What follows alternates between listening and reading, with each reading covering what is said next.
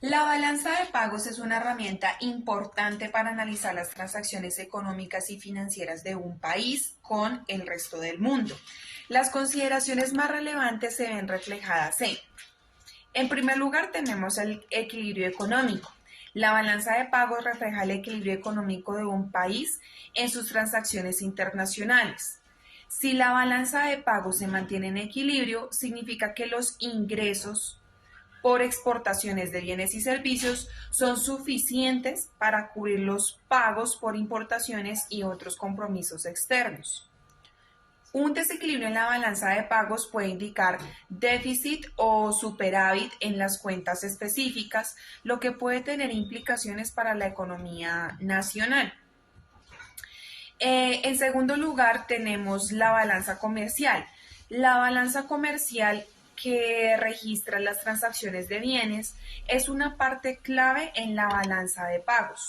Un superávit en la balanza comercial indica que un país está exportando más de lo que importa, lo que puede tener efectos positivos en la economía, como un aumento en las reservas internacionales o una mejora en la competitividad.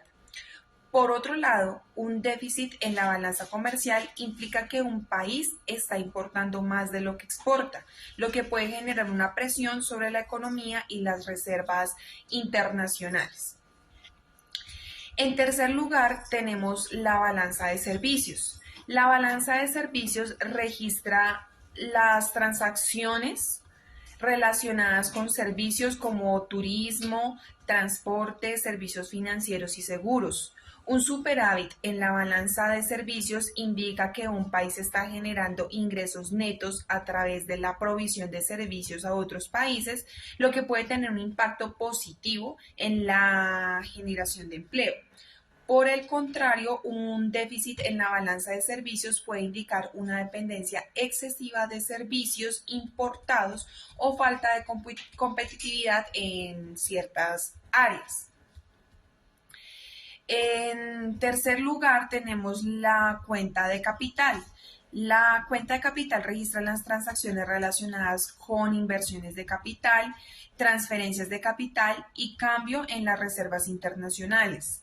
Esta cuenta refleja la entrada y salida de recursos financieros y no financieros del país. Un saldo positivo en la cuenta de capital puede indicar que una atracción de inversión extranjera y flujos financieros favorables, mientras que un saldo negativo puede indicar salidas del país y transferencias de recursos al exterior.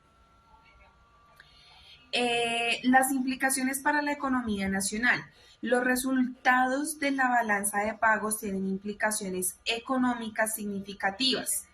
Un déficit prolongado en la balanza de pagos puede indicar vulnerabilidades económicas, como una dependencia excesiva de la financiación externa o un deterioro en la competitividad. Por otro lado, la balanza de pagos puede ser una señal de fortaleza económica y capacidad de pago. Teniendo en cuenta esta tercera entrega de macroeconomía, tenemos el análisis de la balanza comercial específicamente en Colombia durante los últimos 5 años. En el 2022, Colombia presentó una balanza comercial deficitaria de 21.596 millones de dólares, como se puede determinar a través de la fórmula establecida para calcular la balanza comercial de un país, que es exportaciones menos importaciones. Durante los últimos 5 años se evidenció una disminución en la balanza comercial deficitaria para el 2020 en un 5,48% y para el 2022 en 2,46%.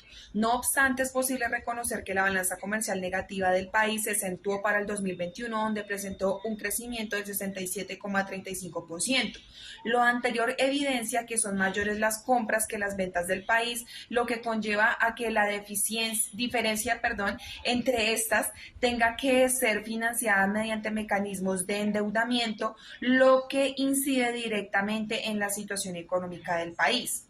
Esto en sobremedida debido a que para realizar los procesos de importación se requieren las divisas, las cuales solo pueden ser obtenidas por medio de las exportaciones o mediante créditos en divisas que usualmente se obtienen a través de entidades financieras internacionales. En 2021, Colombia registró un déficit en su balanza comercial de 17.598 millones de euros, un 6,54% de su PIB, superior al registrado en 2020 que fue de 10.927 millones de euros, el 4,62% del PIB. La variación de la balanza comercial se ha debido a un incremento de las importaciones superior al de las exportaciones de Colombia. Si tomamos como referencia la balanza comercial con respecto al PIB, en 2021 Colombia ha empeorado su situación.